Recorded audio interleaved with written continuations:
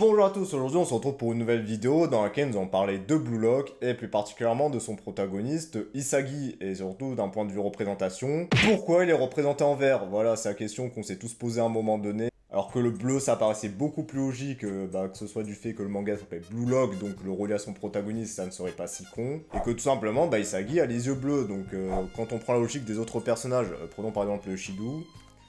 Voilà, c'est malade mental. Et oui, je montre le manga pour bien montrer à Pika que j'achète vos mangas, donc s'il vous plaît, me strikez pas pour 3 extraits. Merci, ce serait très gentil. Donc Shido, il a les yeux roses. Voilà, rose bien agressif. T'as les fiches de révision de certaines lycéennes, t'as peur. Donc Shido a les yeux roses, et il est représenté en rose, voilà. Homme très magnifique au passage. Cependant, Isagi, c'est le seul clampin qui ne respecte pas cette logique. C'est pour ça que ça a fait poser beaucoup de questions. Cependant, dans cette vidéo, je vous démontrais qu'en fait, le bleu aurait été le pire choix de couleur possible pour Isagi, et que finalement, son vert a beaucoup de symbolique et de signification logique. Donc, quand je parle de couleur représentative d'un personnage, bon, beaucoup le savent, en fait, ça représente l'ego du personnage. Et quand on parle de bloc, en fait, l'ego du personnage, ça représente sa personnalité de manière globale. Donc ce qui pourrait donner des réponses à cette fameuse question, c'est tout simplement la signification des couleurs au Japon, qui est un peu différente par rapport à la nôtre. Prenons le bleu, en fait le bleu au Japon a une symbolique de sécurité et de stabilité. En fait ce sentiment de sécurité et de stabilité, on pourrait un petit peu le relier à la mentalité japonaise, et surtout à la mentalité japonaise dans le foot, pour reprendre l'exemple du manga, où vraiment c'est prends le moins de risques possible, joue en collectif, en tant qu'attaquant essaie de réprimer ton ego le plus possible, et mieux ce sera. Donc bon, Blue Lock c'est un petit peu une critique de cette mentalité japonaise, donc finalement on pourrait considérer le bleu comme l'ego de base ou l'ego du PNJ si vous préférez. Et lorsqu'on voit un petit peu l'histoire d'Isagi dans le manga, en fait pour résumer, c'est le gars lambda qui devient quelqu'un d'important en se révélant et dévoilant son potentiel et finalement en arrêtant de vivre pour le collectif. Ah bah le communisme.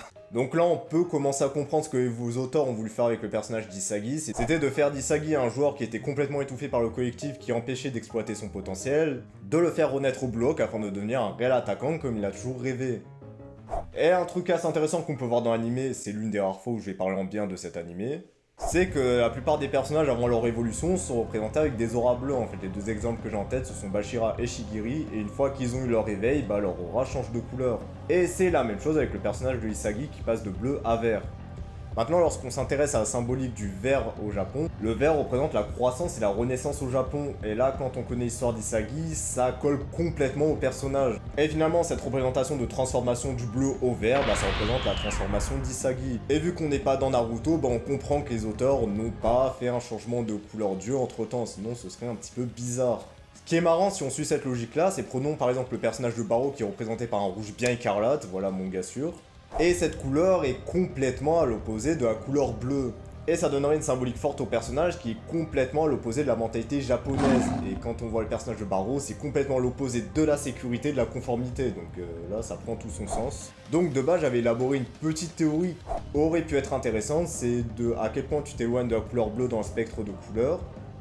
Ça veut dire que tu t'éloignes de la mentalité japonaise. Alors concernant certains personnages, ça s'appliquait plutôt bien, mais je vais pas vous mentir qu'il y en a un qui a baisé complètement cette logique-là, c'est Rin Itoshi qui est représenté en bleu turquoise.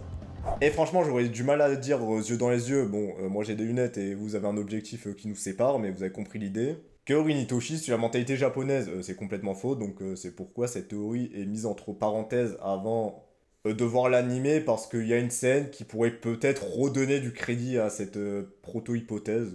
Alors pour ceux qui sont à jour dans les scans, vous pourrez me citer l'exemple du cas, voilà, je vais dire ça comme ça pour ne pas spoiler. Mais j'avoue que là, j'attends de voir, parce qu'en vrai, ça pourrait révéler quelque chose d'intéressant avec le personnage. Bon, là je parle chinois pour ceux qui sont pas à jour dans les scans. Mais tout ce qu'il faut retenir, c'est que cette théorie pourrait être intéressante, mais bon, il y a quelques personnages qui cassent la logique, donc ça marche pas vraiment. Donc voilà, c'est ce qui conclut cette vidéo concernant Yoshi Isagi. Et j'espère que vous comprenez enfin la démarche derrière le fait de représenter Isagi en vert, parce que moi aussi j'ai eu du mal à la comprendre avant de faire cette vidéo justement. Donc si la vidéo vous a plu, n'hésitez pas à donner votre avis, voilà, donner de la force, tout ça. Faites des dons. Ouais, si je vous ouvre une page entre temps. Voilà, ciao.